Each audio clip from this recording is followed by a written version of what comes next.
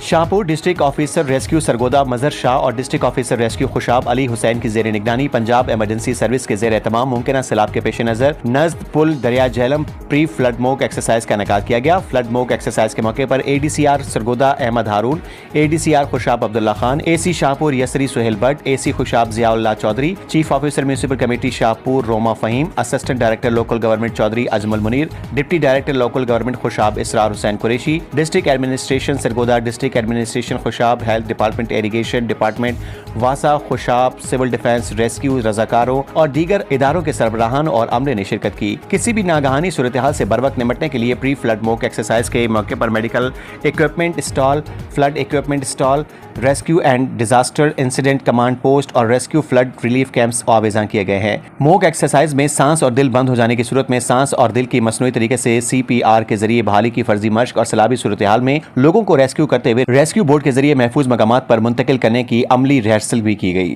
District officer rescue علی حسین نے کہا کہ فلڈ موک ایکسرسائز کا مقصد تمام فلڈ آلات کو چیک کرنا اور ہنگامی صورتحال کے لیے تیار رہنا ہے اور سیلاب کے دوران ریسکیو کے عمل میں تمام اداروں کے درمیان کمیونیکیشن اور کوارڈینیشن کے عمل کو بہتر کرنا مقصود تھا تاکہ بروقت کارروائی کے نتیجے میں زیادہ سے زیادہ جانوں اور مال کو تحفظ فراہم کیا جا سکے۔ رپورٹ ظفر عباس، تحصیل رپورٹر شاہپور جھانوریاں۔ نیوز اسٹوڈیو سے فی الحال اتنا ہی۔ مزید اپڈیٹس جاننے کے لیے دیکھتے رہیں Al Jazeera international news. Stay tune with us.